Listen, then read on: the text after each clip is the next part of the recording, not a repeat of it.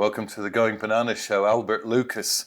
It's too easy to say juggler and entertainer and performer because there's so many other facets to your life. Welcome. Thank you for the invitation. It's great to see you, old buddy. Yeah, well, it's a big pleasure for me. I think we're friends for 25 years or more. And quarter century, absolutely. Yeah. So how are you doing? Where are you right now? Well, I'm in Myrtle Beach, South Carolina. As you know, we played a lot of golf rounds here, but it's a little rainy. I've got a dress rehearsal for Dolly Parton's Pirate Voyage. We open in a few days, so your timing is perfect. That's great. You're opening up before us here. I'm just sitting in this studio. I've been sitting here. All I've got is they've given me some new plants, and that's all. I see. We're just waiting. We're absolutely ready for everybody, but still waiting for the authorization for us to open the gates. Well, here in South Carolina, Pirate's Voyage came after bowling alleys. They opened the bowling alleys and then they opened Pirate Voyage. Wow. Now, you can't complain. We follow the trade papers working for Dolly Parton. She has her amusement parks. And congratulations are in order. 7 years, the #1 park in the world internationally. Congratulations. You and your team have a lot. Wow, that's... Well, it's incredible. We're grateful. We're grateful from the loyalty of our guest. And we just keep working really hard to try and earn their trust. Well, you realize it was 7 in a row. That's one more world title than Michael Jordan secured in his career. I'm happy about that. I'm fully aware and quite happy. So Albert, tell me, you've had an amazingly rewarding career, illustrious career. Absolutely at the highest level for I don't even know whether you want me. Will it embarrass you if I say for how many years you've been at the very highest level? Well, you're very kind, and it's the type of accolades from my friends that I appreciate the most. The behind the scenes, you know how hard I worked, and of course how lucky I was to have such a wonderful father who was my coach. And not only did he teach me about this wonderful creative art, show business, but, he taught me about hunting and fishing. He made sure I got a good education, made sure I went to public school to the 6th grade. But as a coach, teaching me to juggle, it was some of the best memories of my life. And when I get older, I realize how lucky I was. And for all of us who've had a good coach, I know your mom was an incredible influence in your life, Ian.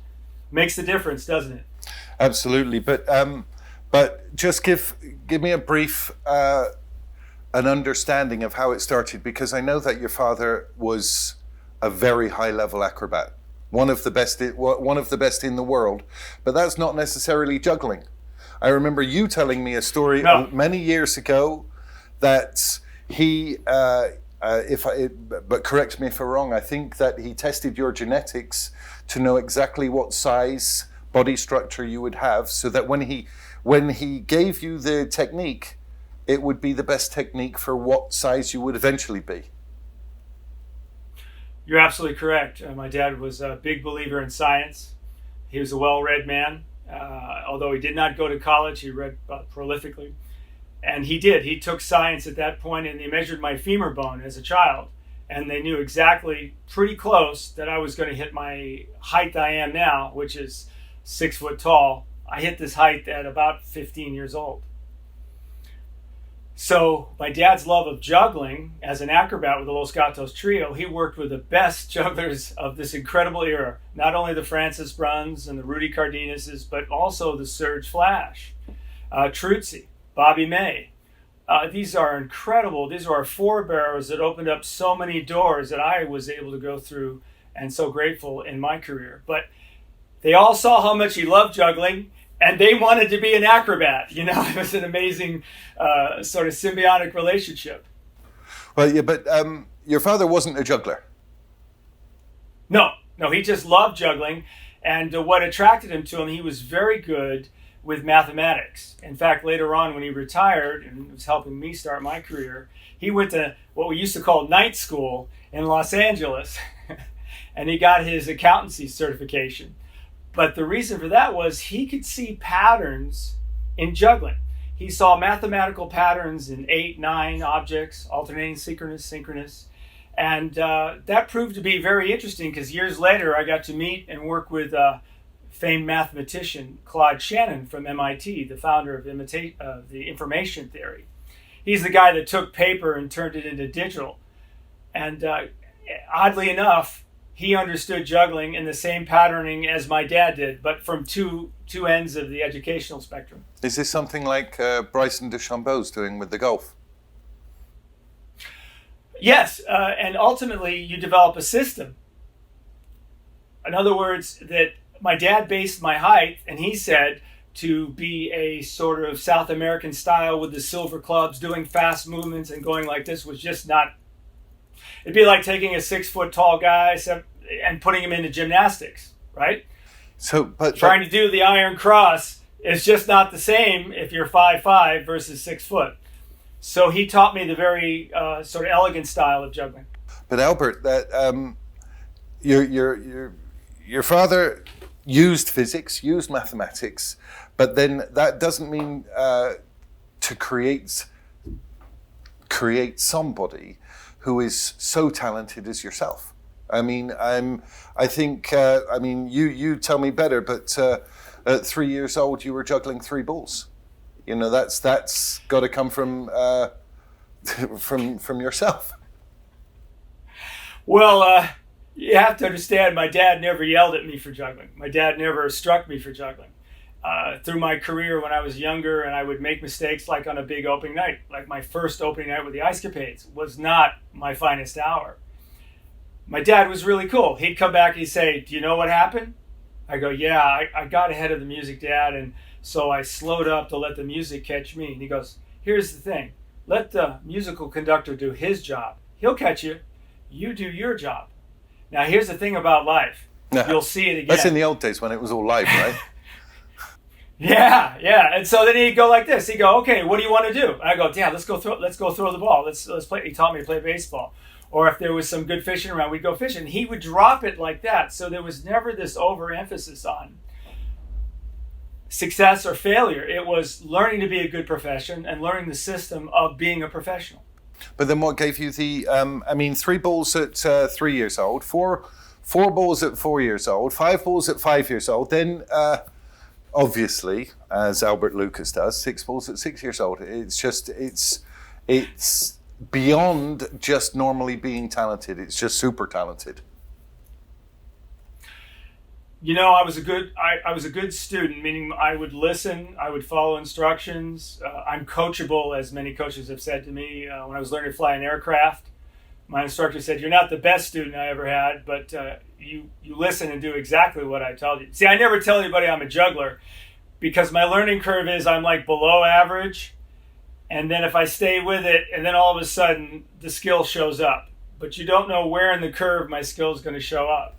Yeah, but if my flight instructor is here, she would tell you that we were on approach here to Myrtle Beach, and just as I took my heading and we were following procedure for landing, we had an interior cockpit fire. And I'm not instrument rating, but the cockpit filled with smoke. The fire was on her side of the aircraft. It was electrical. And I had command of the aircraft. And so I took a mental picture of the runway, and then I went right to instruments, and I landed the airplane without actually seeing the runway. And she said, "Well, I guess you are a great juggler because that was almost impossible for a new student to do."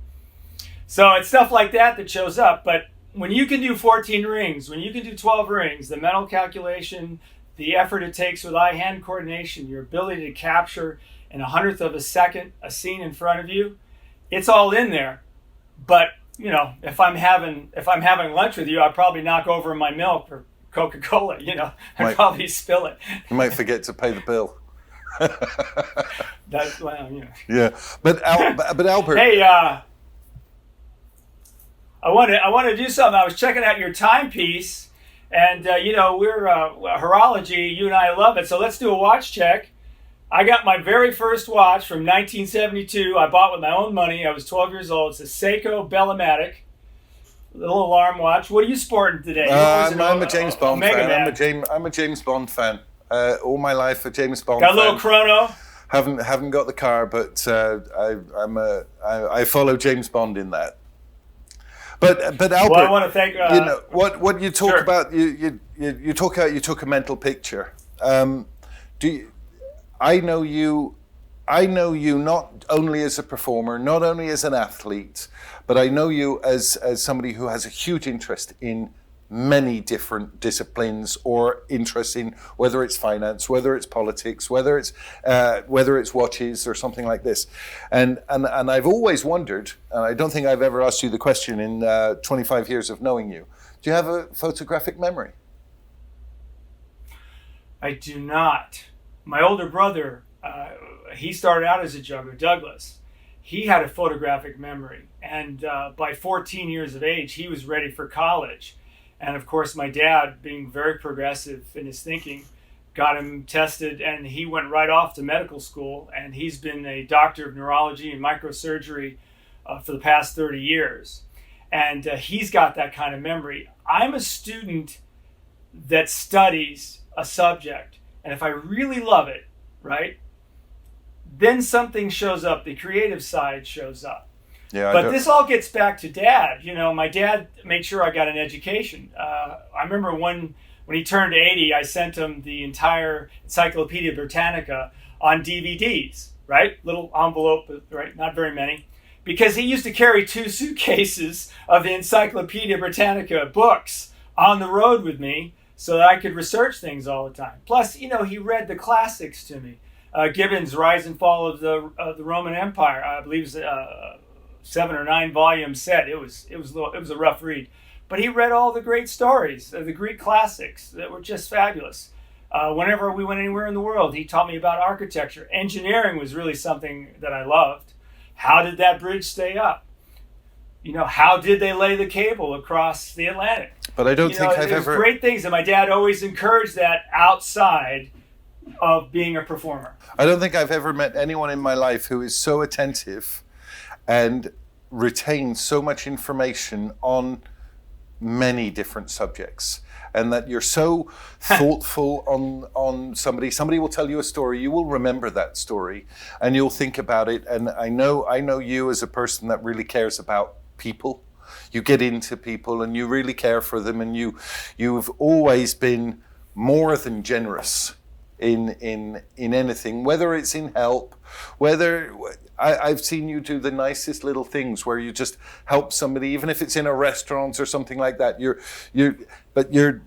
amazingly attentive, and I always wondered when I've asked you when we've talked about sports. We sat in a dressing room for 2 years together. I think I was a baseball aficionado all those years ago, because you told me every single part of the history, every detail, totally interesting, enthralling, and I just thought maybe he just retains everything either he hears or he reads, and it's more like a photographic memory.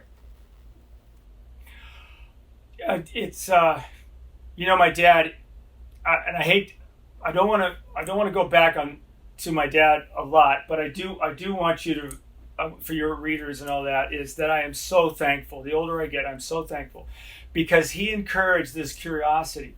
So in my career as a performer, we opened the Omni in Atlanta, right? So future president of the United States, Jimmy Carter, was governor, and Hank Aaron was there, one of the greatest baseball players of all time, who recently passed away. And guess what? He came up to me and says, I could juggle 3 balls. And this is something that happened to me throughout my life. Dr. J, he used to be one of the only NBA players that would invite me back into the dressing room.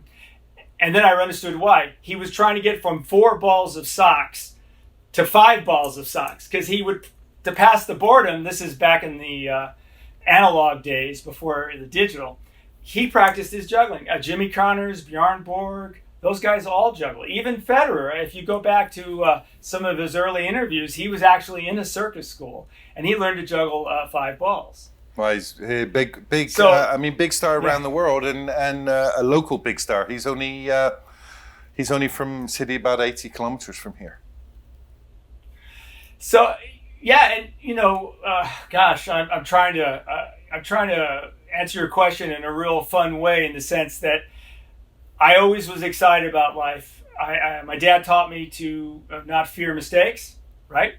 But don't be wasteful. So in other words, he would support any hobby, and I think you can relate to this, but it couldn't be frivolous, couldn't be a dalliance, right? So he made sure that if something interested me, photography, then I pursued it. I got a good camera, lens, but I had to know about the lens, the f-stops, the apertures, the speeds, the capability. The dream camera, I learned that Leica was the most incredible lens maker in the world.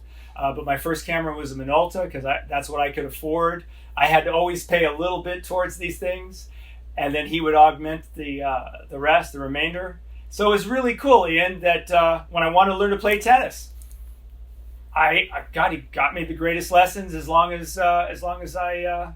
I've played tennis I with put you. The time, and then later You kicked my butt, so yeah. Let's not talk about tennis. Yeah, I love it, but yeah. Well, but Albert, going back, you're a juggler at 3 years old, 4 years old, 5 years old. You're getting better and better and better. What was the interest? What was the motivation for your father? Was he trying to make you a great artist in a show, have a career in entertainment? But there was a big drive to break world records as well, and that's sort of a different motivation. That one, being a great performer, being flexible, as eventually that we'll get to that later about your flexibility on which surfaces to maintain your career. But what was the drive to not only be a great juggler but a great performer, but then also to establish world records and really get into a sort of dual parallel search for perfection? Well, you see, those the old school guys, Ian, they had it wired in, meaning they knew how tough traveling was, right? They knew that when you're into a theater, the lighting may not be what you like, okay? The stage may not even be even. Heck, you didn't even know what you were going to follow in a production, right? You didn't know if you had a cold or whether you had family troubles or any of that nature. So what you did was, say maybe you did like Francis Brunn, you did 8 or 9 rings in performance.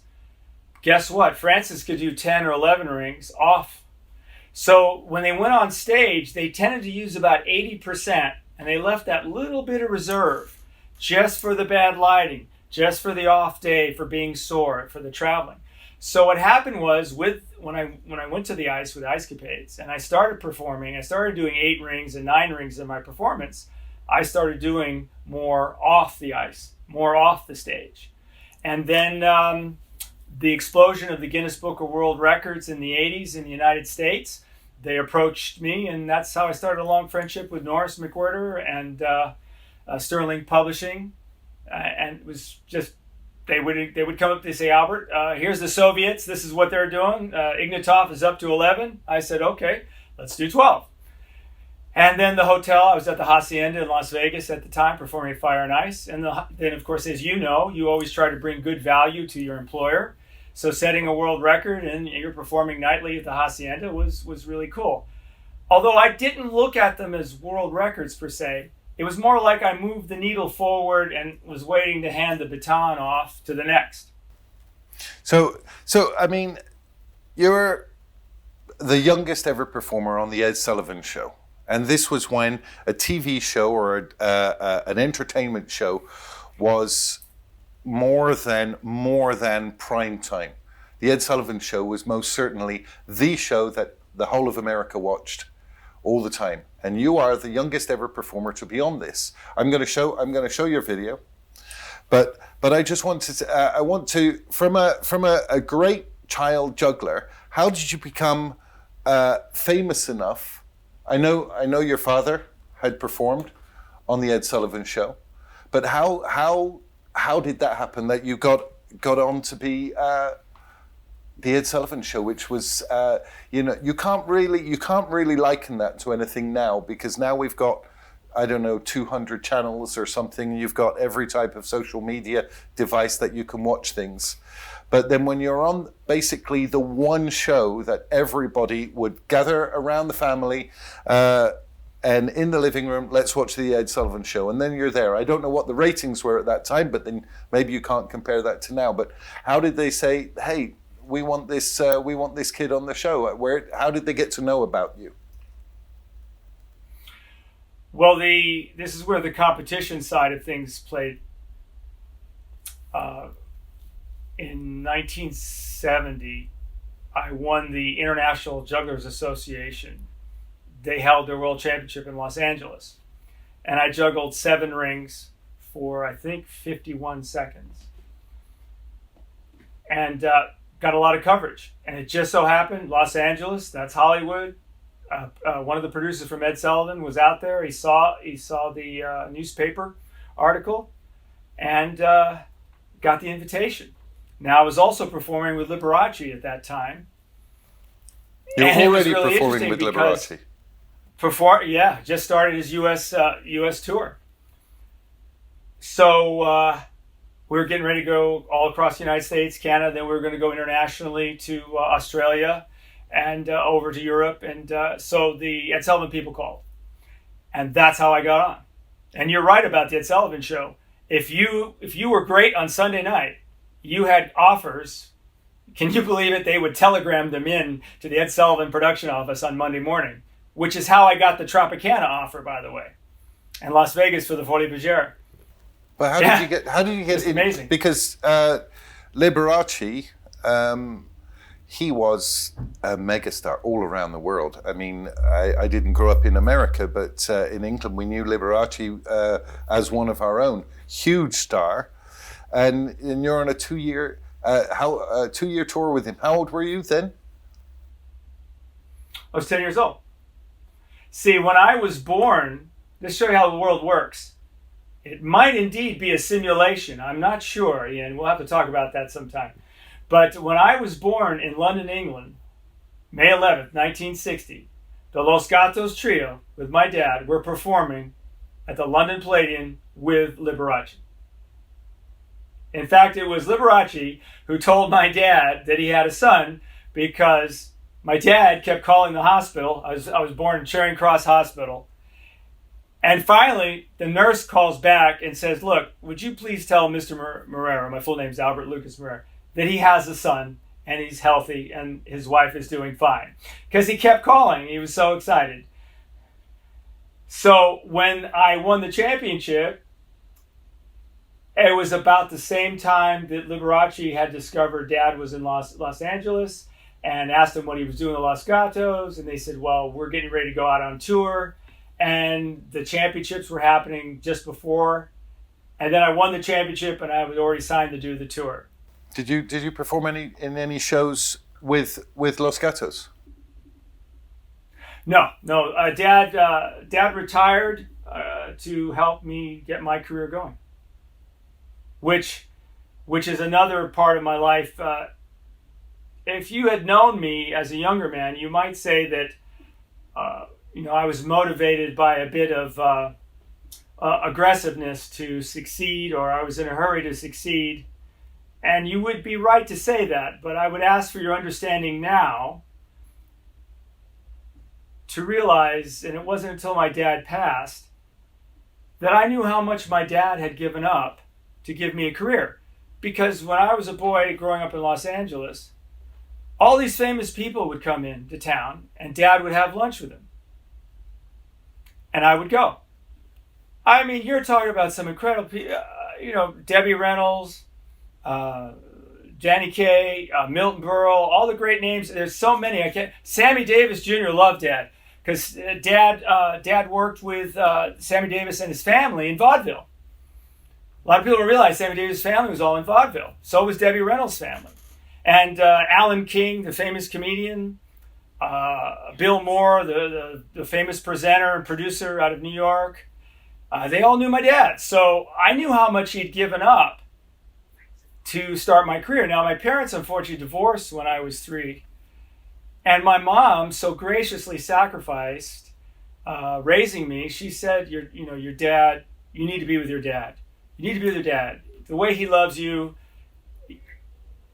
And so she sacrificed, her time with me and let my dad raise me. So I was always chased by this shadow, Ian, of realizing how much was sacrificed to give me a career. So my pursuit of excellence was really that I felt like every month I would write this check on a mortgage that I still owed. It was only until after my dad died that I realized that he had long retired that debt and quietly put the title in my pocket, because all he cared was that I was a good professional and a successful professional. That's it. And I was respected in the performing arts community. I thought I had to keep going, but I didn't. So we've got this young kid, 10 years old, working in Las Vegas. I mean, this. I guess. Well, this is Vegas when really Vegas was Vegas, right? I mean, just all must be. Goodness. It must be just nuts. I mean, Elvis was around at the same time, no? He was. In fact, I have an Elvis story for you. But to address the first part of what you're talking about, yeah. I mean, Howard Hughes was staying at the Sands. Frank Sinatra, Rat Pack were coming in and out of town. All the big names were there. People dressed. Ian, as you know, I pride myself on dressing appropriately, of course. But the town was just glamour everywhere. And I was part of one of the most famous and one of the most glamorous shows. It was the Folie Bergère at the Tropicana, which was what happened when I performed in the Ed Sullivan Show. I got the Follies contract, and when I left Liberace, that's where I went to. And not only did I go into the Folie Bergère, I followed the great Francis Brunn. And he was so magnanimous. He was, to me, as a child. I trained with him. I practiced with him. And, looking at this young kid coming up, you're kind of thinking, is this a future competitor? But he had this saying where he said to me, he says, Albert, he says, as great as Francis Brunn is, I can only perform at one place at one time. Yeah. And actually, it's good for his business as well. It's good for his business because every time that someone's seen you, they are wowed by not just your performance, but they fall in love with juggling. And Francis Brunn would be happy about that because you're an exponent of your art. Yeah, and I really appreciated the skill set because my dad, he didn't want me to see other jugglers so I could develop my own style. So I didn't really start interacting until I was about 10, which was really great because I could develop my own style. And you could see some of it as a kid on the Ed Sullivan footage. It's kind of funny how I bowed and how I addressed the audience. And then growing into a teenager, that's always a difficult time for a performing artist. And I made that transition. And that's how does that work out? Growing into a teenager when you're working on a stage in Las Vegas where I guess everything happened. What did they say? What happens in Vegas stays in Vegas. But in the 70s, I think that was probably more so true than now. No. Well, it was, but people conducted themselves. They purported themselves with dignity and understanding. When I was at the Tropicana, there was a way that I came in.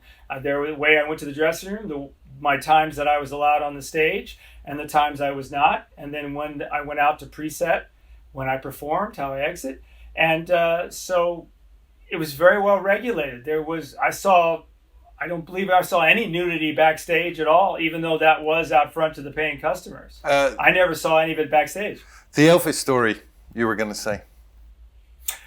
Well, years later, when I was performing, I received an invitation to attend the yearly awards in Las Vegas.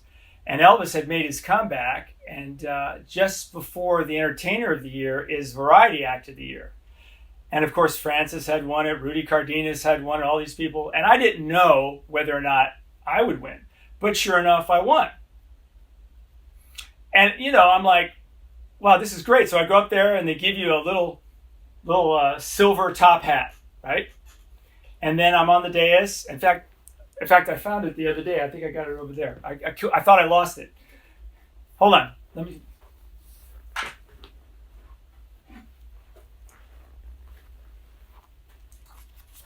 Beautiful. Yeah, I thought I lost it. So anyway, I don't think you lose anything, Elvis. Albert. You're the king of memorabilia.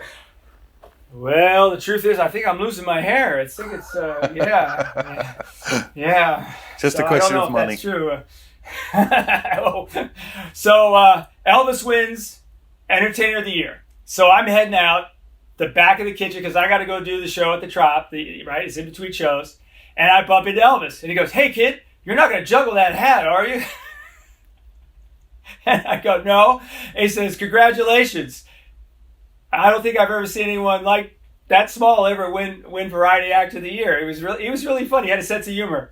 I would love to have that story. Elvis asking me a question.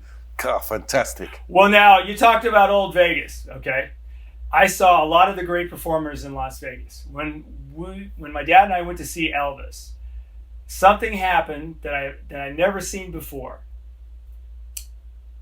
The music starts. He walks on stage.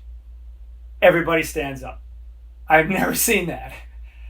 They stood and they cheered him and they stayed like that until he even went to a slow section and he's telling people to sit down, and they would sit down, and then when he got it cooking again, they'd all stand up. I'd never seen this, Ian.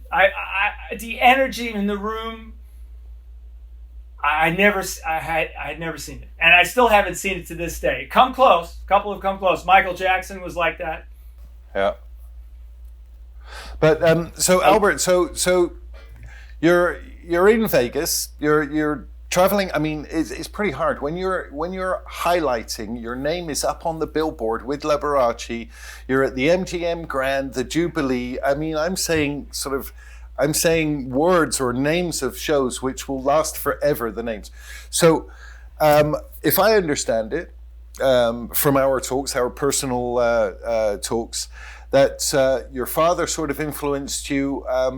You're a child star. You're a mega star at already 10 years old, but you're going to change. You're going to get older, so you want to change the medium, and then he advised you, if I'm correct, to learn how to ice skate.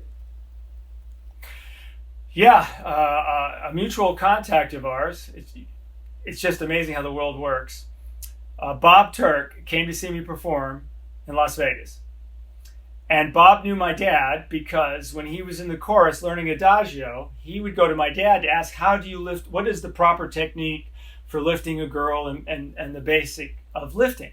And so my dad showed him. Later, Bob became the head producer for all shows of Ice Capades and the Lido in Paris, whom you worked for many years as well. And so Bob said, well... But Albert, because of you, I worked at the Lido. What? I don't know whether you remember. I mean, I don't want to make this about me, but a very long time ago, I was on tour. A tour got cancelled. I was in the middle of nowhere.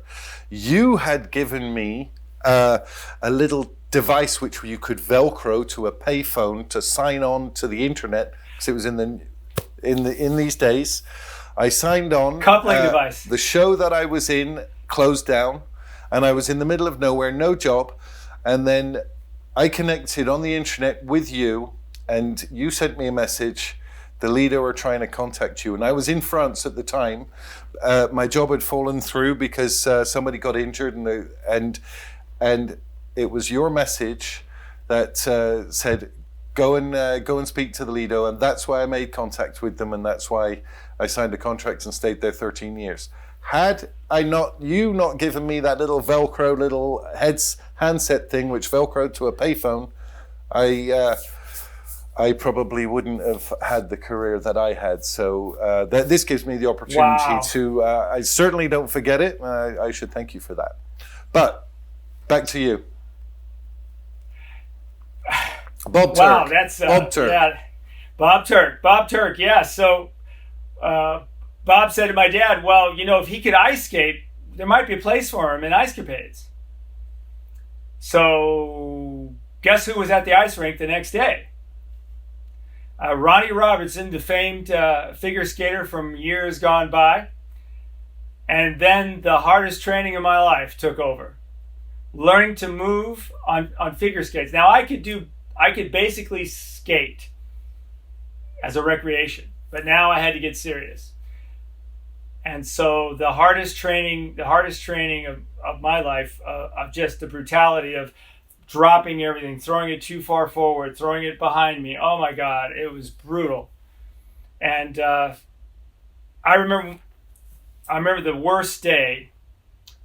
Ronnie Robinson came out to see my dad, and he told my dad, he said, he had a really bad day, and I'm not sure he's going to be able to master the formula of movement and juggling. So my dad said, "Okay, what do you want to do?" And I said, "Well, I'd like to go to the beach." He said, "Great, I want to go to the beach." So we went to Santa Monica, Venice Beach, where I'd spent so much time with my dad as a kid. Grew up in Hollywood, California. Went to school out there. And then he said, "What do you want to do now?" I said, let's go to a ball game. We went to a Dodger baseball game. And David, my younger brother, and we were a family. Dad had remarried by that time. And then he'd go, "What do you want to do?" And he just kept doing this every day. So after about 6 or 7 days, he asked me, he says, "What do you want to do?" And I said, "I want to go back to the ice rink. And I want to get this." Because for the first time, this was me. This was all me. He couldn't help me. He couldn't be there. He couldn't tell me in the precise nature it took to move and juggle. And I went back. That day I got it. And I could move and turn while I was mohawk turns and adjust and throw things in front of me, whatever direction, forward, backward I wanted to do, whatever prop, I got the formula in, and it was mine. Well, I've performed in a show with you in Aruba, where I remember on opening night, you came out on ice and it was some like tornado, and I remember you throwing the rings up and they don't even land back on the ice. That's true. Yeah, that's I had to go to Plan B. I went to Plan B, I think, right after that. Yeah. So Albert, as a young guy, because people, when they look at Vegas, you think the stars, they're on stage and it's in the old days of money. So as a young guy, you're earning a lot of money. Sure am. And my dad always made sure that he invested it for me. The last trust fund matured later in my life in case I blew everything else. I'd have a little something to retire on. But like when I bought my first car, he made sure that the money that went to the car was always out of my allowance. And then when I went to buy the car, I bought my first car, right? It was really cool. So done very well through the years. Am I correct? Because I think I read it in a newspaper that at 11 years old, you tell me if this is true or not, 11 years old, you were earning $2,500 a week? It's true. Yeah. I mean, I've got all my old contracts. And we're talking in the early 70s. So that's an enormous amount of money but your father kept your feet on the ground. He sure did. And he taught me a value, and he also taught me life can be short, so you better enjoy it. His favorite saying was, "You got to grab the biscuits when they're passed." But I mean, so yeah. But you must have seen over the years with your father performing, and yourself, you must have seen an enormous change in absolutely, in the entertainment world. Oh, absolutely. Like working with Liberace, I wish he was around now to see how our society has progressively moved forward on the issue of openly being with someone you love, to marry someone you love, to adopt children, and to be move freely from society. And now, of course, with the pharmaceutical companies literally coming up with a couple pills you take and that you can't transmit the AIDS virus any further. It's just a fantastic moment. I wish you could have been around to see it. The Tour of Champions in figure skating was born. That was great. I was on it a couple times myself. Watching figure skating change from Dorothy Hamill style to a very more athletic style of what you had to do when you went out there. To see the birth of Torville and Dean, obviously. And then, of course, track and field. John Curry. You performed with John Curry, who, for me as an Englishman, very, very proud that, we had 3 Olympic champions in 3 consecutive Olympics, John being the first in 1976. But you worked with John, no? I did. I did the Tour of Champions. Oberstdorf in '88 was really great. And he's just a fantastic individual. I enjoyed working with him. There are some stories. I don't know if I guess enough time has passed. He got a little nervous in some of those exhibitions, Ian. And he asked me these questions. He says, "Aren't you afraid to go out there and just go splat, meaning all your props fall on the ground?" And I go, "Yeah, but it's just a performance. I'll get another chance." And I warmed up properly. I did all my prep work properly. You can't stop the random nature of life. But here's the thing. When I go splat, you're going to see me smile because I know that that's so rare to happen. As long as you go out there and enjoy it. He had quite a different character. I mean, absolutely. I think other people have coined the phrase that he was the Rudolf Nureyev of the ice. But I betrayed myself, really, because I was just getting into ice skating. John was becoming Olympic or becoming world champion and all of this. And I'm from Bristol, and we had Robin Cousins became Olympic champion in '80. And I was like following Robin. We were from the same city.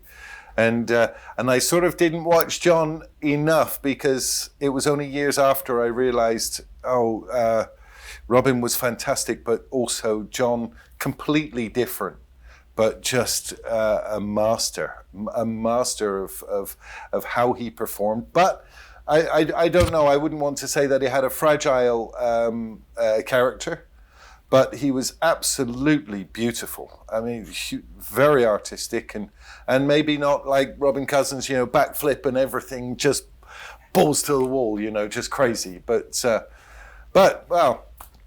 also one of the greats. So have you set out yourself, because you're performing, you're in Vegas, you're going to ice capades, you're with the elite like this, but at the same time you're training and breaking records and still following this sort of parallel universe of achieving greatness.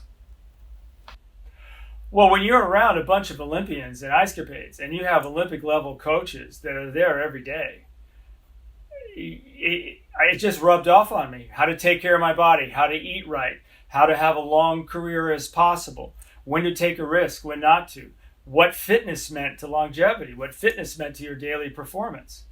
I open my routine at the MGM and the ice capades with 4 or 5 Frisbees.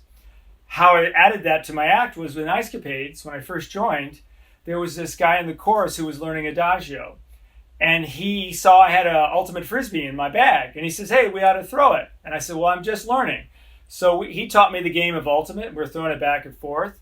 And then he said, "You know what? If you did this out on the ice and you were moving, you could throw it. It would trap the air, and the aerodynamics would allow the Frisbee to go way out over the audience and then boomerang back."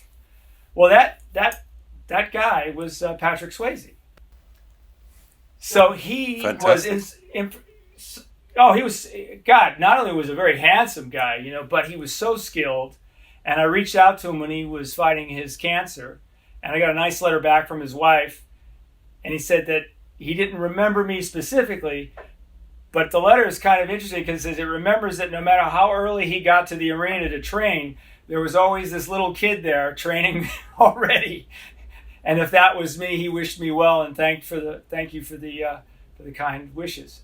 But the one thing I got from Patrick Swayze that changed my life and helped me with nerves was Transcendental Meditation. See, before doing an NBA final, which is a really intense thing, but before you go out on the court, I do the same thing now as I learned from Transcendental Meditation. I put my feet up, I cover my eyes, I lower my heart rate for about 10 minutes, and I relax. And I just relax. I think about a little bit of my routine. I don't think too much. I get up and I go straight out. Okay? Because even in the NBA, when the halftime act or the finals, if you're doing the halftime for the NBA finals, they want you there like 10 minutes beforehand. Well, that just doesn't work for me. Right? So I get there right at about 2 minutes. So, there's this old saying, you don't have to worry about Albert Lucas. If he's not there, he's dead. I will always remember you telling our show producer the same thing. If I'm not there, don't worry. I'm dead. I'm never coming. But then you did. But then But then you got into the NBA and the NHL.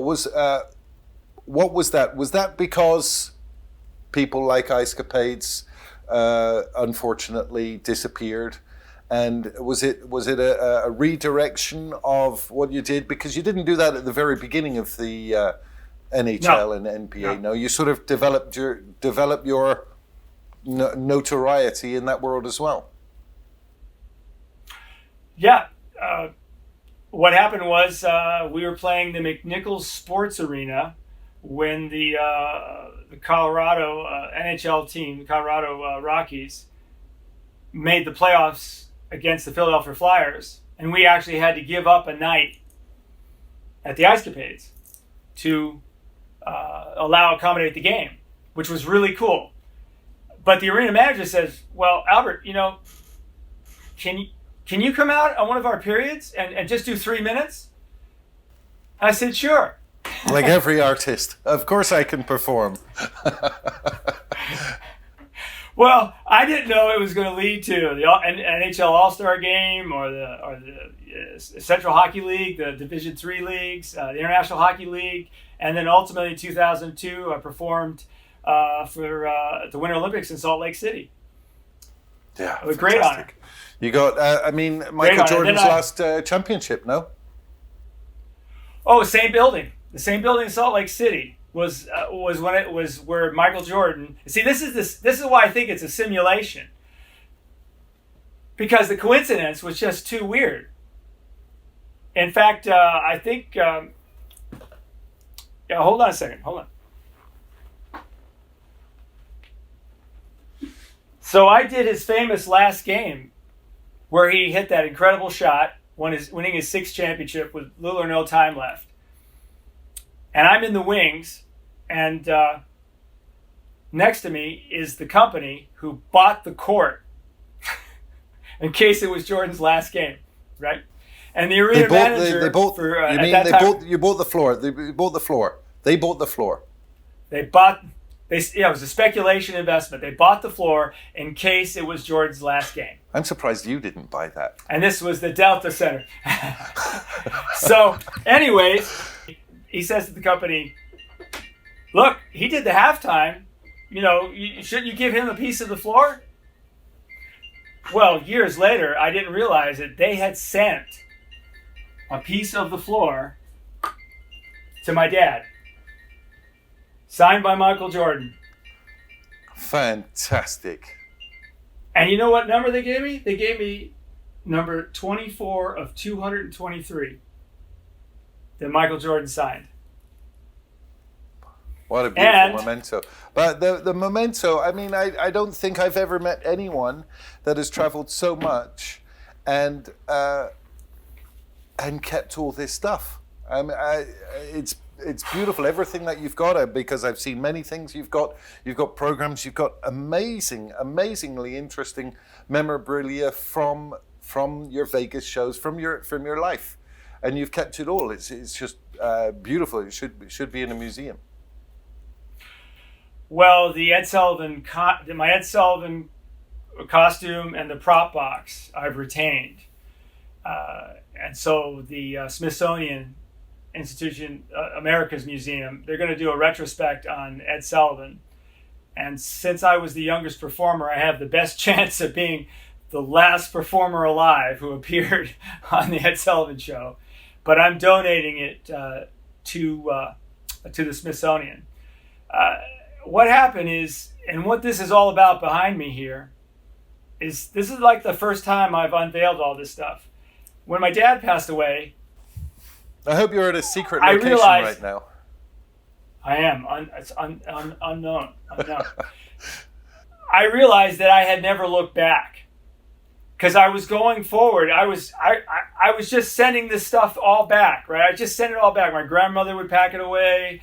My mom would pack it away. I would pack it away and put it in boxes. And then, of course, as you know, I had like 3 storage places with all this. And here's some of the banners you could see that fell into my bag on the way out of some events, which is really cool. The CBS Sports banner, that was from the NBA Finals. I was a volunteer for the Olympic Torch Tour for 3 different Olympics. The ESPN banner was from the Miami Mile, where I ran 4:28 while juggling 3 balls. Yeah. Yeah, I mean, that's another thing that you've moved from stage onto ice, and still working on attaining medals and records and stuff like this. But then also, how did the juggling, which you basically seems to, I think, have started and taken it to a completely another level. What was the drive and the motivation to do that? Because when I see your posters, I'm not looking at your typical stereotype juggler. I'm looking at an athlete or an entertainer or a juggler. You have a huge interest in athletics as well. Yeah. Well, again, this influence of being around exceptionalism rubs off. Okay, the fact that I ran, my dad bought me my first pair of running shoes, and he believed in running what we now call high intensity training once or twice a week. Okay, and not a lot of mileage, but high intensity training. Now, I'm a bit older, so I'm kind of wondering why I can still do some of my world records. I still teach students. In fact, I'm teaching several to beat my old marks. And then I'm going to do the 14 rings publicly, and then I'm going to retire. But the reason that I'm able to have held on to it so long is because of those sprints. It turns out I'm going to do some neurological testing as soon as this period of sort of limited travel is over. But it turns out that moving your hands like a sprinter keeps the nerve endings fresh. And what do you need as a juggler? Right? So that one little odd thing, and in athletics, it's like that. Now, all this stuff behind me was in boxes, and I didn't realize how much I'd done it. Like, you never knew that I was a volunteer and an intern on the Calypso. You never knew that. I was a summer intern on the Calypso, and tested equipment for U.S. divers, and it was a great honor. Got to meet the man himself. Got a nice photo. They gave me the flag. Jacques Cousteau, yeah. It was a great honor. And, then of course I took up Japanese fencing, kendo, when I was in Japan, which was great because with the left and right hand. I took up foil fencing, left and right-handed. So I did a lot of things, like Bruce Lee, if you remember. He took up fencing to develop his left and right-handedness because I was born left-handed. And my dad taught me to be right so I wouldn't overdevelop. You see how all these things just start coming together that really weren't of my creation. They're just the pursuit of excellence and the people I was able to meet. When I got my dive master's certification, the head of PADI, Professional Association of Dive Instructors, said, look, we're doing this testing program of gear and we need some volunteers. Report. And I did. And there's the Calypso. He never told me what it was for. Yeah, but Albert, you said you wanted to learn diving, but you logged over 3,000 dives recorded. You received a lifetime master diver certification. I mean, we're not talking like, yeah, I learned how to dive. Yes, I excelled. Well, that's nothing's a dalliance. If you're going to do it right. And I loved wreck diving and deep diving. And, you know, it was very interesting. Later in life, I tried to get an age waiver to go into Navy salvage, to be a naval officer. And given all the years that I had put towards juggling, my dad was like totally supportive. He says, oh, time in uniform would be great. So I had to get the age waiver. I went to Quantico. I tested because I was 2 years past the cutoff at that time. And I did what any professional would do. I cheated. I hired a retired Marine Corps sergeant who knew the program inside and out. And I said, hey, I need to hire you so I can get through this program. He said, okay. He says, but if I don't think you can make it, you stop, right? I go, yeah. If you say I can't make it, then I'll stop. And so that's what you do. I learned that from the pros. You hire the best, you put your best effort into it, and you accept reality, right? But your work ethic is amazing. You know, yeah, and I don't know, I feel sometimes like, you know, when you get that tube of toothpaste and you roll it all the way to the end and it still keeps coming out at the end, you know, and you know it's kind of finished. I kind of feel like that sometimes, like, okay, I'm at this age now, how much more do I have left? It seems like I've got more left. And baseball in Japan, no, for two seasons? I played what they call Industrial League Baseball. It was great for the new Fujiya Corporation. Really enjoyed it. Tommy Lasorda of the Dodgers, who had a niece who was a figure skater. She'd come to see us at the sports arena. And so he saw me with my glove and he said, do you play?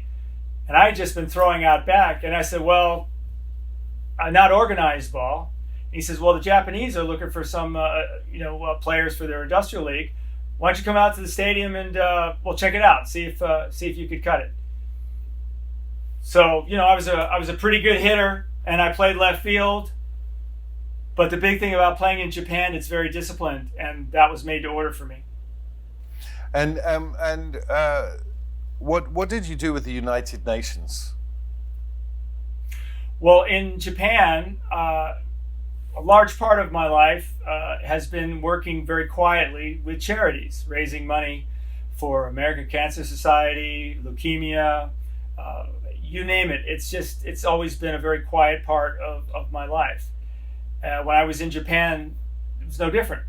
I was raising money for the YMC program for kids with disabilities, a summer camp. The Japanese culture is very unique, as you know. And so raising money for that type of pursuit was a little difficult. So the Emperor of Japan sponsored it. It was on the royal grounds in Tokyo, the Emperor's Palace. So I joggled the Emperor's 10K, and then I gave a performance there. Plus, leading up to the event, I did a show at the U.S. Embassy and the British Embassy to raise money, and then I did shows across Japan to raise money, and that day I was able to give them a very nice envelope of donations. And that's where I met Guy Prim. He was the UN High Commissioner for Refugees for the UN, and we developed a lifelong friendship. And right after that, he comes up to me and he goes, Albert, he says, do you have your props? And I go, yeah. He said, okay. He said, just follow me.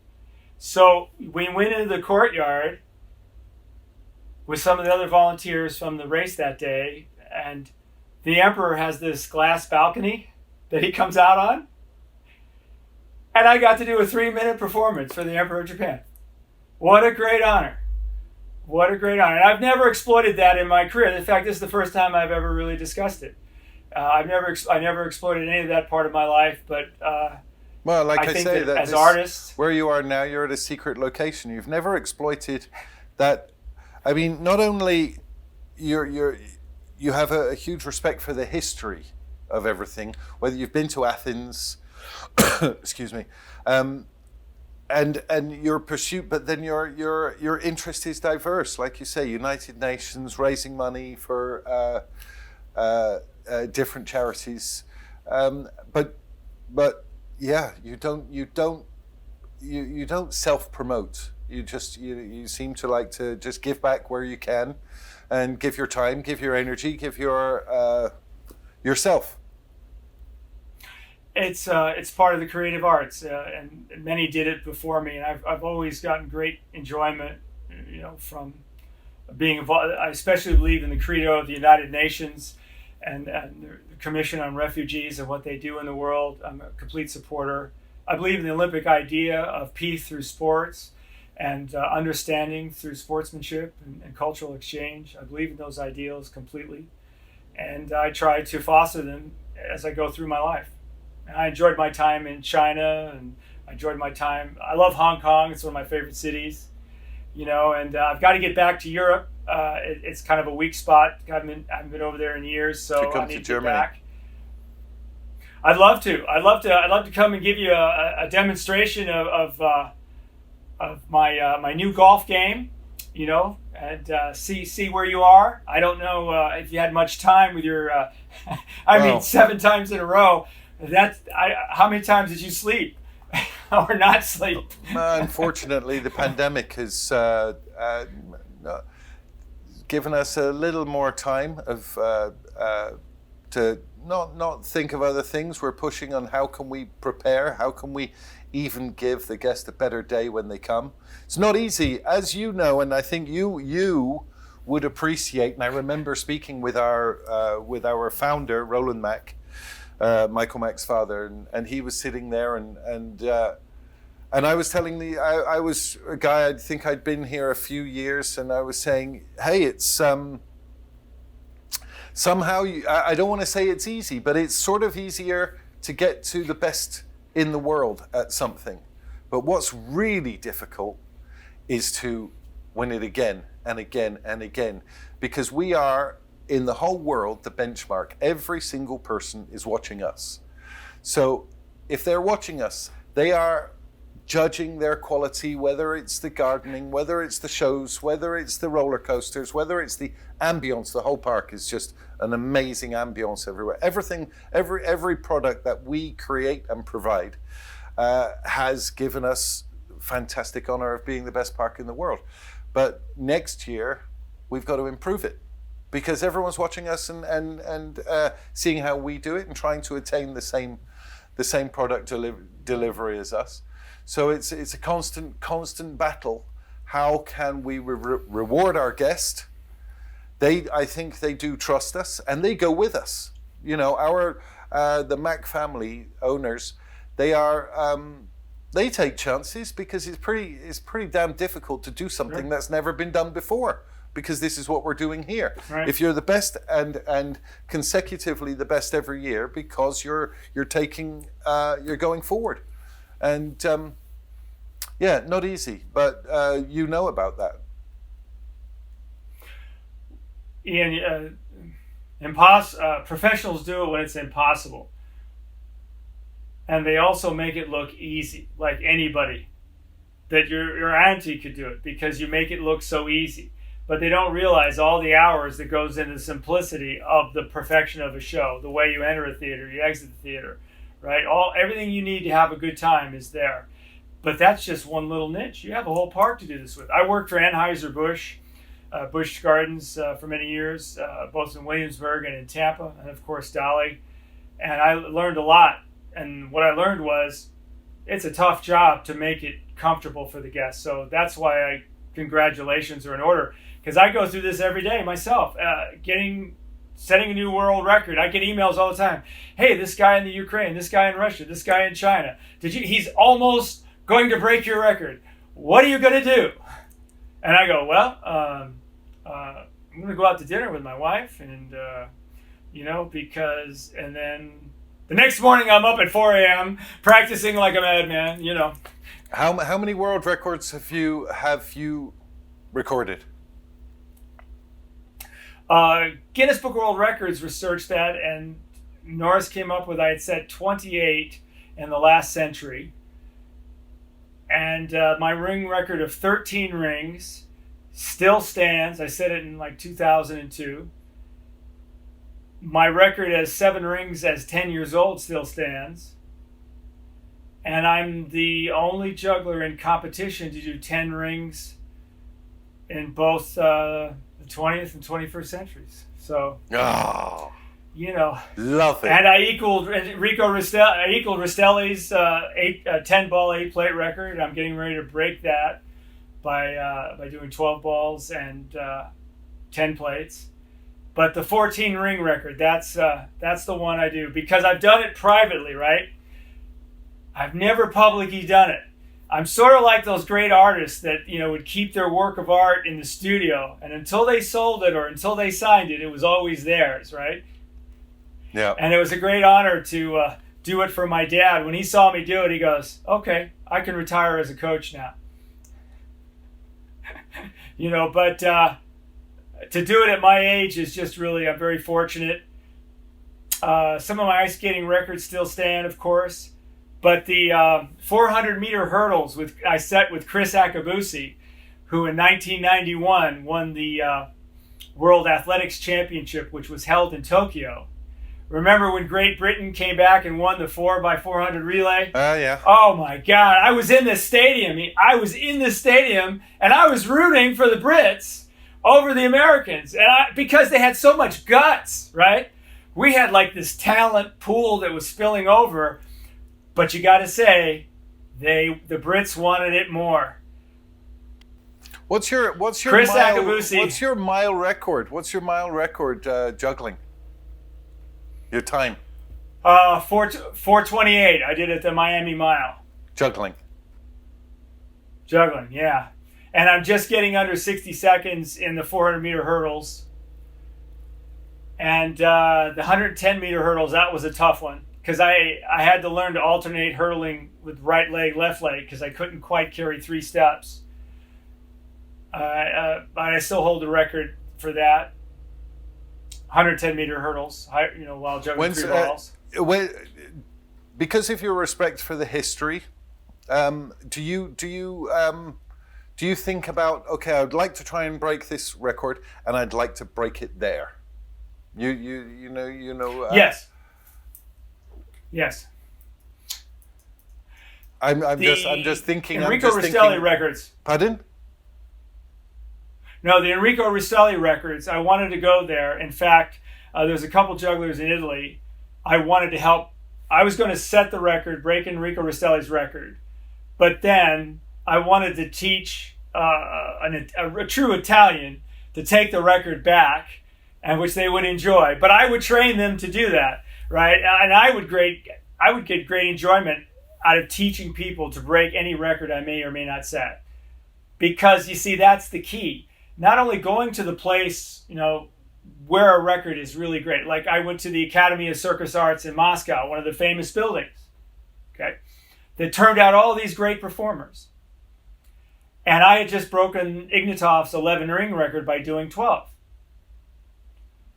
So they invited me. I met Gorbachev. He could juggle 3 balls, by the way. I don't know if you know that. I didn't know that, right. So here I am in front of all the coaches, the performers, in a private performance.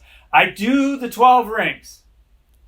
I get a respectful round of applause. But then I juggle the 4 scarves. And they had never seen this before. I got a standing ovation for 4 scarves. Yeah. So it's not about just the location. It was also that they had never seen that. And that's one of the keys when you ask me, how did I learn when I was younger? I don't know if history will bear this out, but it was my dad who came up with Juggling Scarves. He had worked with a female magician, the Magadors, in South America. And she would do these pigeons appearing and reappearing, disappearing.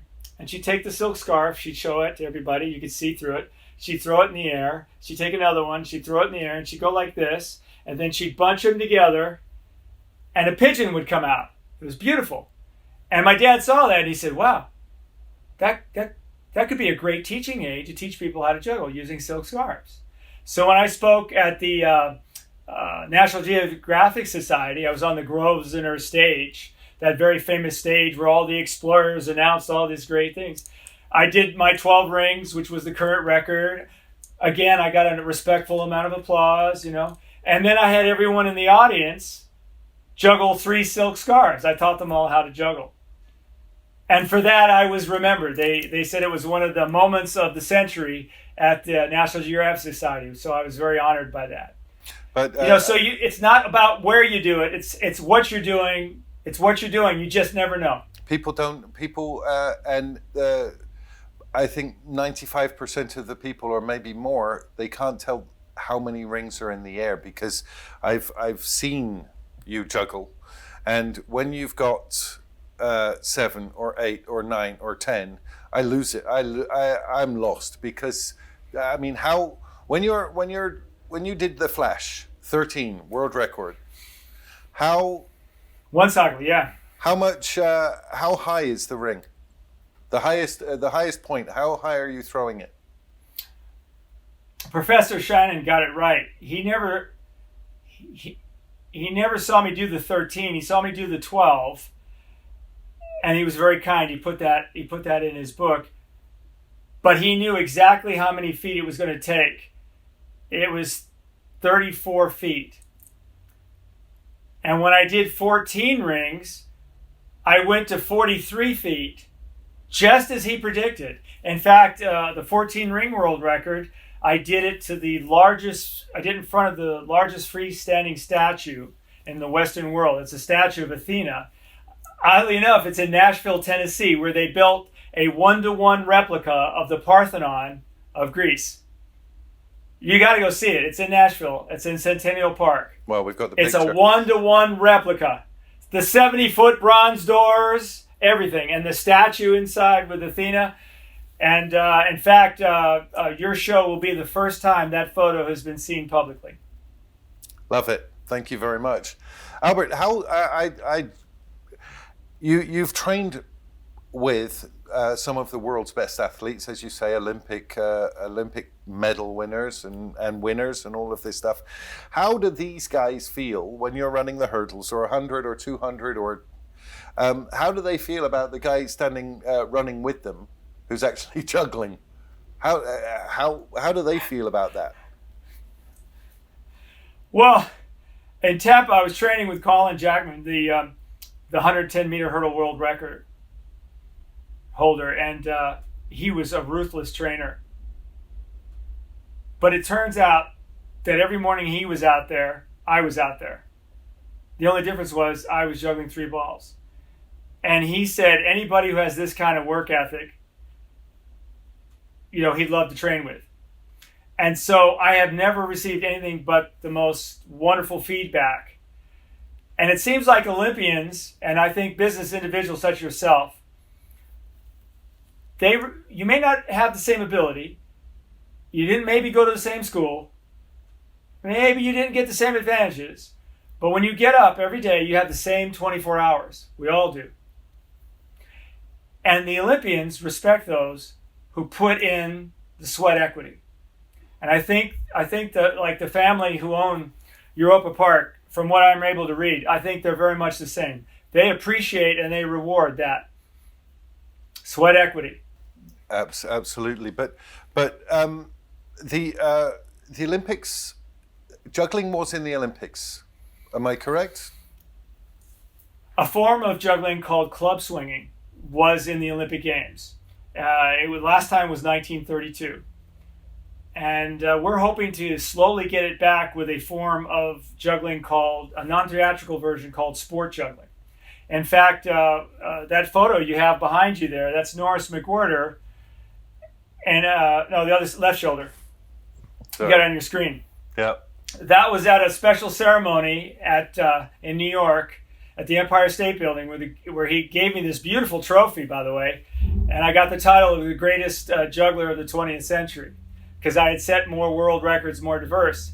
But what's important about that day is that he coined the term sport juggling and sport juggler to sort of define the new categories that I had opened up. That we weren't really theatrical, we were athletes who just happened to juggle.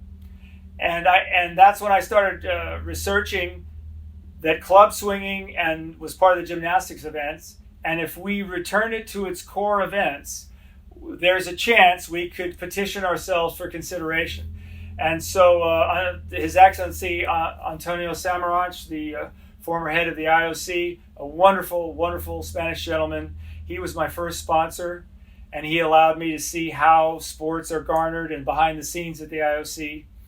And we're pretty much ready to launch. But like Baron de Coubertin, who knew that the Olympic Games, when they were reinvented, had to be held, the first one had to be held in Greece, and the first president of the IOC had to be Greek. Although I founded the International Sport Juggling Federation with Norris, we've picked a European to be the first president, and the first true world championship or sport juggling world championship will be held in Europe. We're looking forward to the site. It might be Italy, it might be the Netherlands. Monte Carlo has been a site that's popped up as well. It might be Germany. We don't know. We'll let the new president decide that. But I look forward to my title in the organization is Director of Olympic Development. I developed a new competition format that is absolutely made for TV and made for people who have no idea what juggling is. Right? Is but the in interest 90 growing? seconds, you Is can the tell. interest growing? Yes, because when we watch the Tokyo Games, and I love Tokyo, by the way, you're going to see skateboarding. You're going to see rock climbing, right? And then Ultimate is going to be part. The game of Frisbee Ultimate is going to be part of the Olympic Games. And I believe in Paris 2024, surfing is going to be part of the Games. In fact, they're going to hold it remotely, I believe, in Tahiti. That's that's part of the new Games. Now, what makes sport juggling very interesting is that we're gender neutral. Men and women compete in one category. Yeah. In fact, women have an advantage in numbers juggling. Because just like in the shooting sports, women are exceptional marksmen, or marksperson, to be politically right. It's my age catching up to me. Yeah. But I say it respectfully because I believe in the progressive positives that we try to do of not insulting people and not bullying people. I'm absolutely, having experienced that in my own life and career, I'm totally against it. You know, and yeah, so I love the progressive positions. Now, when a woman goes to shoot, there's a smaller, in between each heartbeat, there's a smaller time advantage. On average, the in-between heartbeats, a woman has a little longer pause. In juggling numbers is about this pause, is about this tempo, is about breathing. So technically, women should be able to juggle the greater numbers more so than men. The body strength just doesn't get into it. It's the tempo, it's the breathing, it's the ability to concentrate. And women have proven themselves in so many sports. I believe that when we give them the platform that sport juggling will provide, you're going to see women just blow up the world records, and men are going to have a hard time keeping up. I'm really excited about that, and I hope that if anyone can use their passion and experience, then it's you. And I hope that you realize that dream. Yeah, it's really funny. If you know me, critics would say, "Well, Albert, you're pushing sport juggling to the Olympic level because it's the only thing you haven't won," and that would be a fair critique if you didn't know me. Okay, but if you knew me, you would realize I don't want to compete. I want to be the guy in the suit that awards the first gold medal. I don't believe it because you'll still be like, well, maybe I could do this. But Albert, I know you, but the people listening in and all of this, yes, you're 60 years old, performing, performing as good as you were 30 years ago. Still now, still, like you say, pushing, want to make another record and stuff like this. I mean, I don't believe it's luck, but we all sort of need luck with good health, but then you complement it with looking after yourself, eating right, avoiding any alcohol and all of that stuff. But how long can you go by still improving? As I've seen your act and your stage act, you know, that's now you combine fantastic presentation and dialogue, and you mix comedy in with it and all of that stuff. But how far at 60 can you carry on progressing? Wow.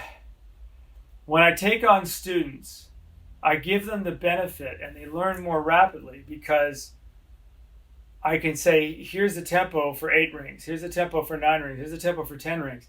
And I can do it right in front of them. And they learn much faster when they're that close to actually seeing being done, right? Right. Okay. So here's the thing. I am as strong and fast as I ever was, Ian, but only 4 days a week. Right. My wife says it's more like 3 days. Yeah. But I mean, but So what's the no? Do you have what do you want from the next 10 years? I mean, no retirement. You're not going to like put that suit and tie on and take off your sports clothes, right? Well, I sort of made a joke, but the answer to your question is the great Francis Brunn performed phenomenally till his 70s, right? It was only the injury he suffered, I believe, at the Lido, where he fell and broke his hip when the elevator didn't come up on the stage. I believe that's what took him out. Otherwise, there's no telling how long he would go. The idea now is I enjoy producing. I produce sporting events, halftime events, award ceremonies. And then I wish to set up a series of academies to pass on the system of how you learn to juggle. Not tricks, but how do you learn to juggle? Like when you get to 8 objects or 9 objects, you can take that ability and turn it to anything creative that you would like, because the ability to calculate that many objects in the air, and then you want to do something absolutely holistically creative with 3 objects or 4 objects or a single object. Once you have that ability and you go down to whatever you want to apply it to, phenomenal things happen. And I think that's the next generation. But I don't want the historical knowledge that was passed on to me from all the greats to my dad that I'm now passing on to students who I am certifying as instructors. Because here's why.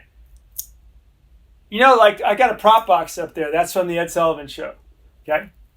Every juggler has a prop box. But what happens to them all? There's so very few. If you go to a juggling museum or a circus museum, you might have a few props, a costume. But where was their prop box? Right? Right. Well, I submit to you, Ian, what is not only lost was the technique on how to train. So what I'm going to pass on is that technique. I'm going to give it to the next generation, and hopefully they will add to it, and what they find valuable, discard what they don't, and at least that knowledge won't be lost. Do you think that we have to, because every show has some sort of media evolution into it.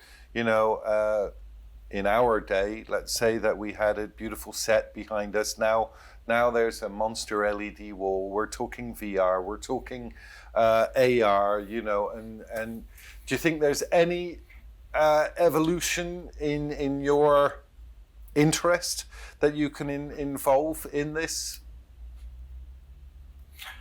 Yeah, years ago, my older brother, worked with NASA on remote surgery. In other words, a surgeon here could connect with a machine no telling what distance. The first was working with the United Nations to do it, say, in Africa and so forth, where the machine, under the guidance of the doctor, could do an operation. Well, we're there. We're there now, Ian, because of the speeds of connects. And with Tesla and the Starlink, all those little satellites going around, you're going to have worldwide connection to the internet. So that's the only thing that's held back for that. What I see in the future is maybe that a live performance of anything is going to be so valuable, so expensive, that what you're going to see maybe is a hologram. In other words, they would tape my act with a hologram, and that a life actual hologram that you can't tell the difference will be what performs, and it'll be all over the world, maybe even on Mars. Has anyone asked you to record you with this technology? The 14 rings, yes. There's a couple companies that said they would like to videotape the 14 rings, but tape it in a three-dimensional manner. They're not sure how it will go, but they're looking for subject matter. Because I would guess, because you throw them, I mean, the 14 rings are going so fast. It's incredible how fast you are, how like you say, the mechanics of your body is just so quick. The response, the muscle response is just incredible. 3.2 seconds. 3.2 seconds. That's how long it takes to get out 7 rings. Yeah, amazing. It's the only person that beats is the quick draw. The guys who do the quick draw. They're the only guys that have the faster speed. Yeah. So it's not. You're. I'm sorry. It's not my most technical trick. It's not. What's the most technical trick? The hardest trick I ever did was 9 rings, 2 hoops on my leg, balancing a mouse stick with a ball going down the center of the ice. We've got this picture. I hope so. Yes, we do. Let me tell you about this picture. This picture was taken at Madison Square Garden, and I was 17 years old. Now, I would do that trick, and I would hold it for like 2.5 cycles, so 18 plus some throws, and I do it going down the center of the ice. Now, Professor Shannon said that in order to do that, I would be making about 12 million calculations. He came to my show at the Boston Garden. He saw the morning show on Saturday, and he said, that's phenomenal.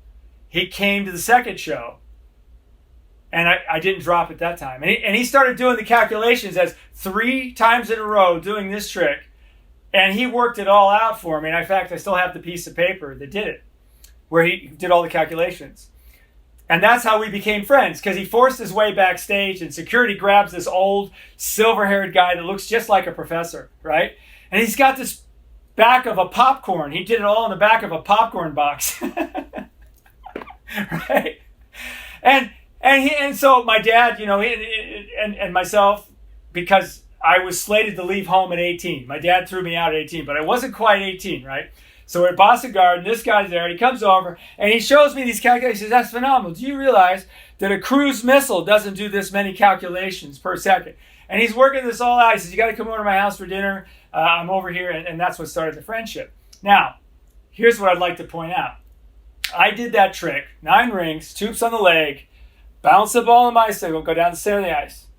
Now, I would usually get a standing ovation. In fact, I got a standing ovation at Madison Square Garden opening night, which was really cool because that was with Dorothy Hamill, and she was dating Dean Paul Martin at the time, and he was such a cool guy. I was so sad when he passed away. He was a great individual, great guy. And but anyways, she was very kind at the press conference the next day because the critics wrote, I think it was Variety, that said, Dorothy Hamill is billed as a star, but the evening's standing ovation went to all things an ice skating juggler. And let me tell you how cool Dorothy is. At her press conference the next day, she goes, Well, you notice that the critics, they weren't very kind to you. They didn't think you did enough and all that. And she says, "Oh, I got it worked out. I'm going to learn to juggle." Beautiful lady, beautiful now, lady. The footnote to this is, Ian, I only did this trick for 2 years. Because at the end of that 2 years, I started dating. And I could never focus with that same intensity to do that trick ever again. Yeah, but life takes over. I just couldn't do that trick again, man. Once I started dating, yeah. Life always jumps in the way sometimes. I'm going to put this video on now. It's from 1970. Like I say, I can't really, I can't imagine how you felt, because you knew the Ed Sullivan Show was the #1 show in America. You knew, I don't know how many million people were going to be watching it. And you as a young man got this amazing opportunity, which most certainly promoted your career, gave you a beautiful thing. Yeah. But let's just have a look at this. It's a wonderful video. The Ed Sullivan Lucas Show. Started practicing when he was 3 years old, made his professional debut at the age of 5, and now at the ripe old age of 10, he's about to treat all of us to some amazing feats of juggling. I mean, obviously, I watched his shows. Here you are now. And immediately you jump in with what? Is that 5 rings you're jumping? You see, I don't even know how many rings you're juggling. Yeah, 5, then I go to 6. Already a performer, and now you're coming over for the 6. Who's throwing those into you? That's not Ed, right? That's my dad. That's my dad, yeah.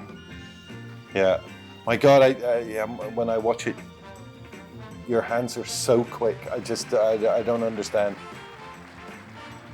I can't tell how many times people try to pay me to wear that outfit again.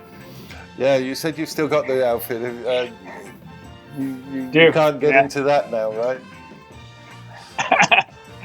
Then I do the Francis Brunn garbage trick. Oh my God.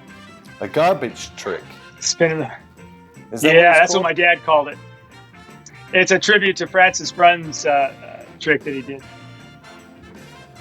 Yeah, this is what also it amazes me, because you've got to be ambidextrous. No, you've got to have total control over your left hand just as equally as to your right hand.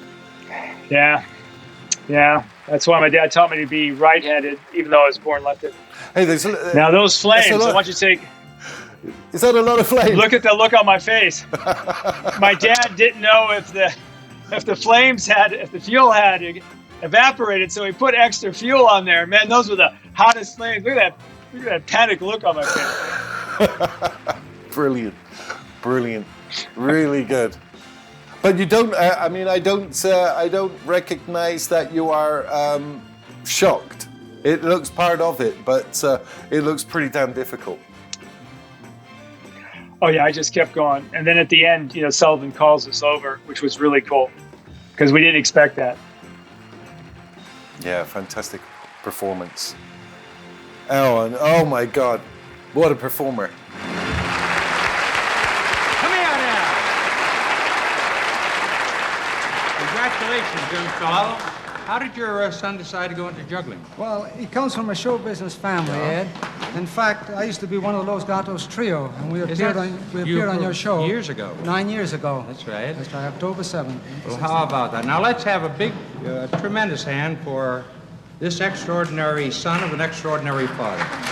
Very hard for me to watch that footage because I didn't know it at the time, but that was the last performance that my dad ever assisted me. You see, you talked about how big the Ed Sullivan Show. That's true.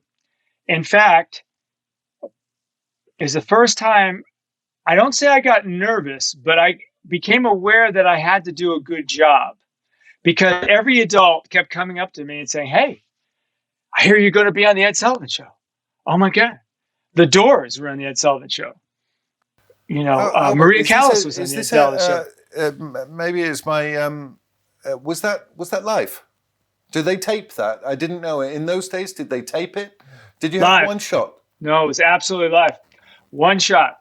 In fact, the comedian before me was named Joan Rivers, and she started stretching.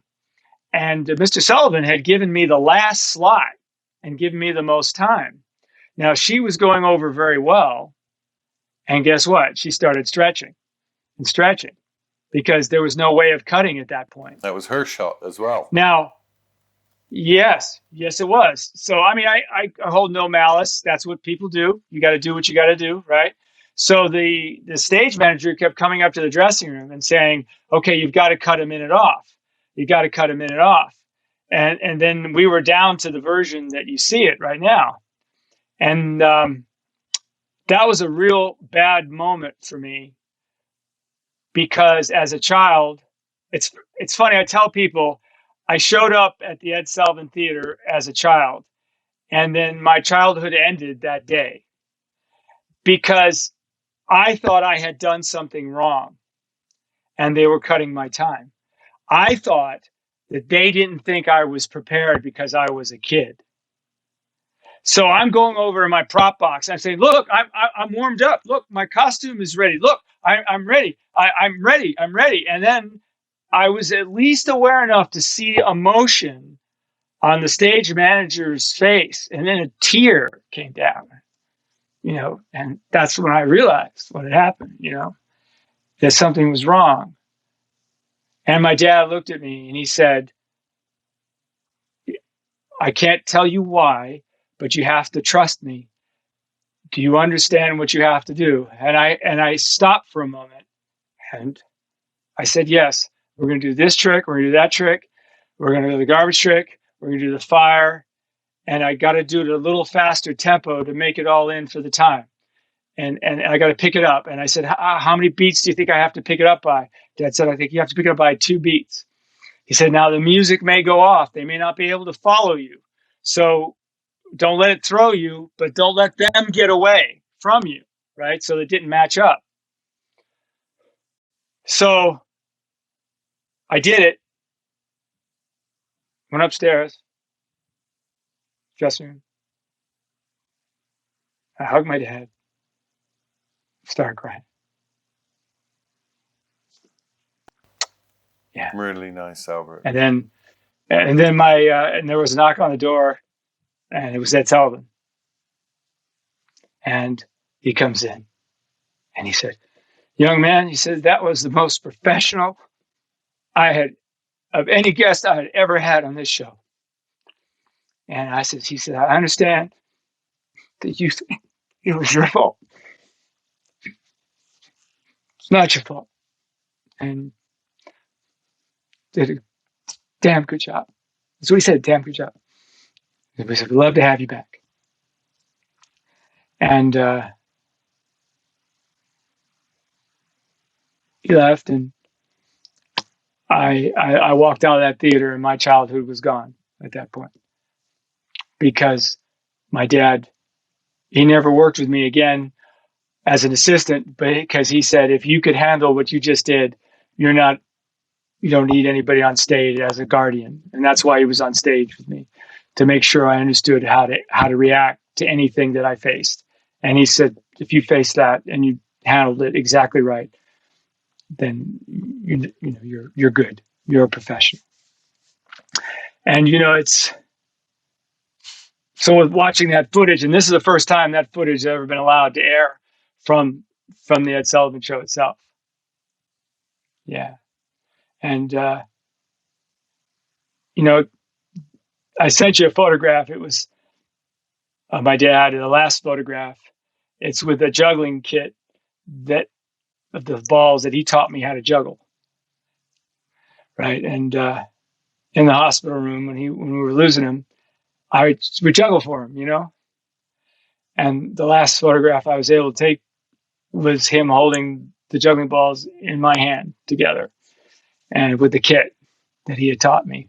And I remind him of the Greek classic Horatius, who held the bridge the great Roman soldier who stood there when the barbarians were coming and all the other men fled, and he stood there. And he said, "No, I'm not going to go." He has a very famous line. He goes, "What a better way for a man to die than facing impossible odds for the I'm so emotional right now.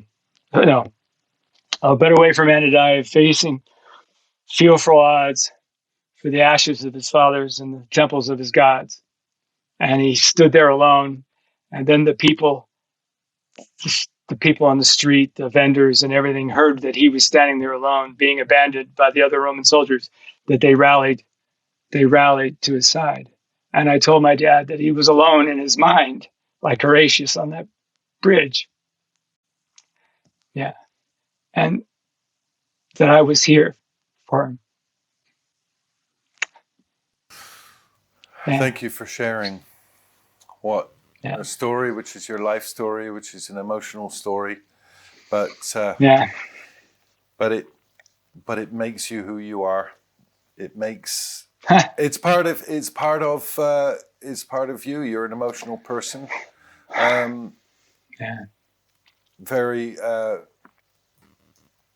very committed to whatever you do, and you have my total respect. And like I said, our friendship is something I treasure, and we'll keep that. Thank you, brother. I hope it's okay. I just miss my dad. Yeah, and that footage brings it all back. And your friendship means a lot, and this profession that he sacrificed for me to have means everything. And the life that I've been lucky enough to live. I just want to say thank you. Thank you to everybody who sacrificed. Thank you, Albert. Thank you for sharing with us a story which brings back so much emotion.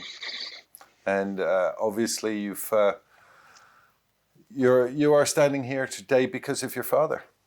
Because of the guidance, because of the support, because of the advice, because of everything that your father gave you.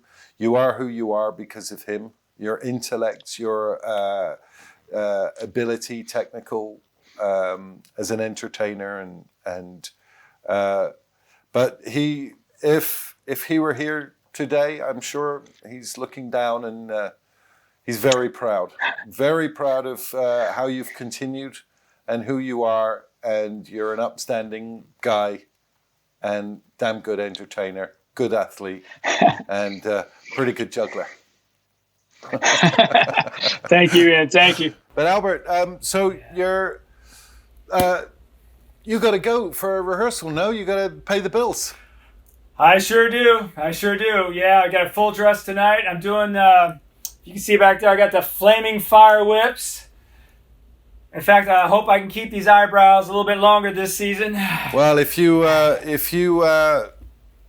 little slower tonight, which I doubt, but I apologize. But it was. I mean, I've known you as a true and very very close friend for since 1994, I think 94 or 95. And I want to thank you for your friendship, and I want to thank you very much for the opportunity for you to come on this, and I've learned something more. I couldn't have more respect for you than I already have, but I've learned really even more of what you've done in your life and your commitment to everything you've done, and I think people will just. It's totally interesting. You've had an interesting. Career up until now, long may it continue. But I want to say thank you very much for sharing your passion, sharing your attention to everyone that's going to listen or watch this, because it's a life lesson that simply as we know as sports people or entertainers, you have to give everything if you want to succeed. It's the only way, or just don't bother doing it. Nobody remembers who came second. That's the world we live in, So, but I just want to say to you, Ian, and to Olympians, and to anybody who's sacrificed for a spouse, a loved one, a son or daughter, as people sacrificed for me and gave me their time, and my mom and dad, I just want to say thank you. Thank you for the opportunities that you gave me. And I hope I showed you through my dedication, and that I enjoyed them, and that I was always appreciative. I never took it for granted. And I certainly don't take our friendship for granted. And thank you, Ian. I always remember the first time we went for a run together. This is what it means to be an Olympian. I was in top shape. You had a cigarette. You put it out, and you ran a sub 5-minute mile. Do you remember that? 5-minute mile. But I think I was out of the show for the next 3 days or something because everything was killing. You ran 4:53 for the mile. Never trained a moment, and that's what it means to be an Olympian. That's what it means. So, Ian, it's been great talking to you. No, and Albert, you know that we can't finish this until I think what we should do is just say a quick à tout à l'heure, as they say in French. We'll see you later, because when these restrictions, then I would like to invite you over, share this wonderful adventure of a company that I'm working for, and come over here and hey, give the chance for some of our guests, or a lot of our guests, to meet you and to see you perform, because you just look fantastic, and you give everything, and it would be nice that the people come and see. I'm not sure whether you would bestow upon us the honor to be a venue, to be a world record attempt, but we've got some great locations, so certainly you should think about that. But come over and enjoy yourself with us. I look forward to it. The facility speaks for itself. It'd be great, Ian, to come to see you, test out your golf game, do a little juggling, and just to have a great day at the park. All right. Thank you very much, Albert. You take care. Good rehearsal, and good opening on Thursday, right? Thursday, yep. Well, let's hope during the pandemic that it opens safely, and it continues, and our business gets a bit more confidence around the world. It's going to be a great summer. Absolutely. Great. Thanks, my friend. Take care. Bye-bye. Such a great talk with Albert. What an amazing man. So many great achievements, not only in juggling, but in, as you heard, baseball, fencing, diving, always trying to achieve the very best that he could do. Amazing. He's always been fascinated by human endeavor, to prepare yourself to do the best you can. There's one story I wanted to talk about, which we didn't. And I just want to explain to you how much Albert really cares for the people dear to him, and his respect for how the sports people feel. I'll tell you this story. 1984, I did the Olympics. Straight from the Olympics, I went into a show for 3 weeks training. After the show opened, I went training back to the ice rink. And on the way, I went to the laundrette and picked up all my clothes from 3 weeks of training in my £30 a week apartment. I didn't have a washing machine or anything. So I went training, left all the clothes in my friend's car, came out, car was stolen with all my clothes. And a part of all my clothes were all my Olympic sports stuff that was given to me as a team member for Great Britain. So 10 years later, as you know, I shared a dressing room with Albert for 2 years, and we were talking about many things. And I told him about this. I said, yeah, all my clothes got stolen. It's a shame, 10 years ago, but that's it. So 10 years later, I was in South Carolina, in Myrtle Beach. And Albert called me, and I was going to the airport to get ready to go on tour.